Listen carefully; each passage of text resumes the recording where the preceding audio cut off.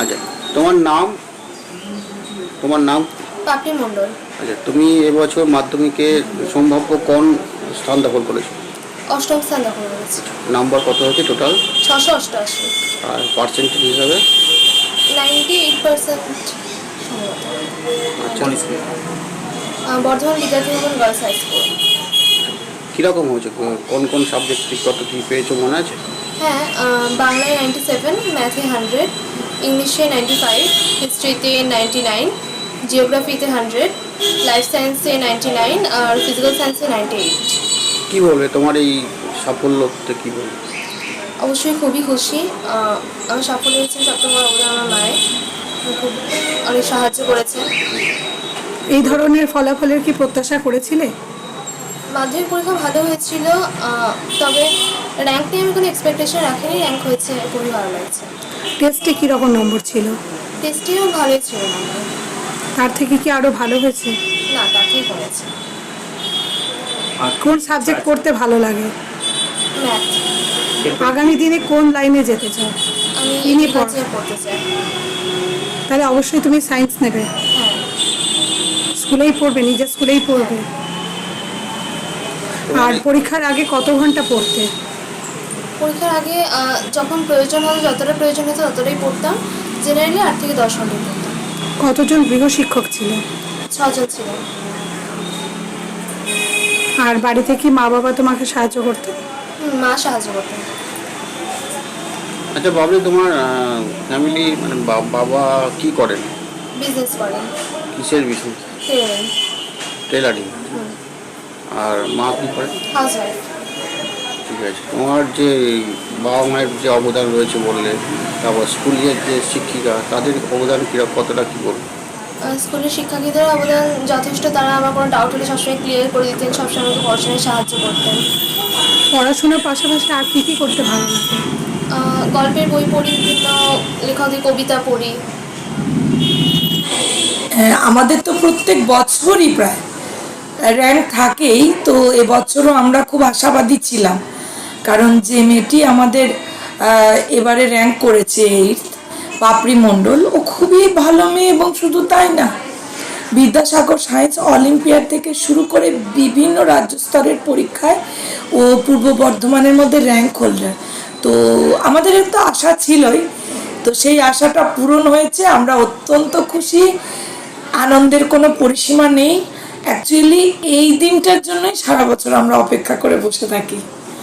তো ও কি বরাবরই পড়াশোনায় এইভাবেই? পড়াশোনায় ও খুব ডেডিকেটেড, খুবই ভালো, খুব শান্তশিষ্ট একটি মেয়ে, যে সব সময়ের জন্য তার নিজের ওই পড়াশোনার জগতের মধ্যেই থাকে, যার জন্য বিভিন্ন বিষয়ে ওর দখল অত্যন্ত বেশি। এবং আমাদের যে বিভিন্ন রাজ্য স্তরের আপনার যে কম্পিটিশনগুলো হয়, কুইজ বা অন্যান্য, সেগুলোতে কিন্তু বরাবর ও এগিয়ে থাকে সব সময়। ওর টেস্টের নাম্বার কীরকম ছিল? টেস্টের নাম্বারও অত্যন্ত ভালো। আমাদের ফার্স্ট গার্ল, খুবই ভালো রেজাল্ট ছিল। এবং আমরা তো একটা আশা রেখেই ছিলাম, তো এখন অপেক্ষা করছিলাম যে র্যাঙ্কটা কত হতে পারে।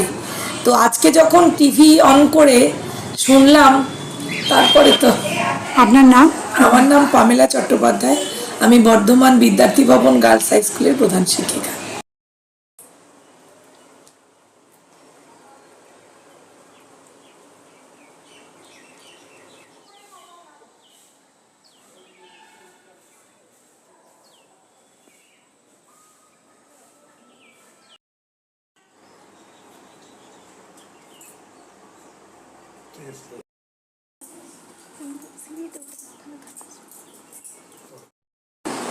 কি রেজাল্ট করেছো? কেমন হয়েছে? আমি পরমব্রত মণ্ডল। আজকে মাধ্যমিক পরীক্ষার যে ফলাফল প্রকাশিত হয়েছে সেই অনুযায়ী আমি পশ্চিমবঙ্গে নবম স্থান অধিকার করেছি। প্রাপ্ত নম্বর 687। কোন স্কুলে পড়ো? Bardhaman municipal high school. টেস্টে কীরকম নম্বর পেয়েছিলে? টেস্ট রেজাল্টে 700-তে 670 পেয়েছিলাম।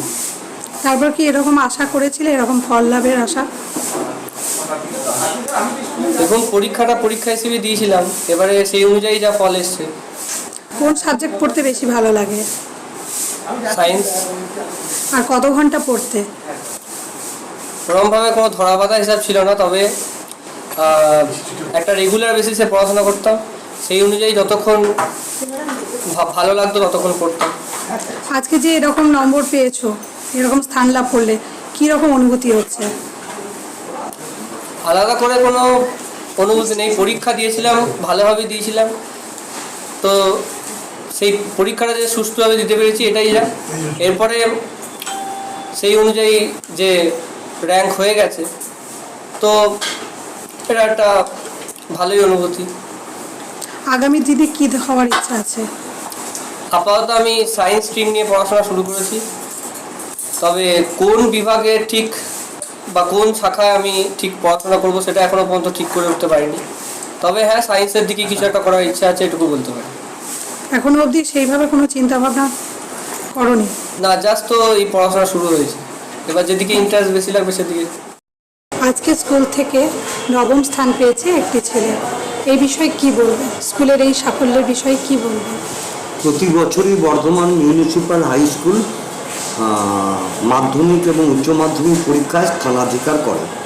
তা এবছরও স্থানাধিকার করেছে আমাদের পরমব্রত মণ্ডল।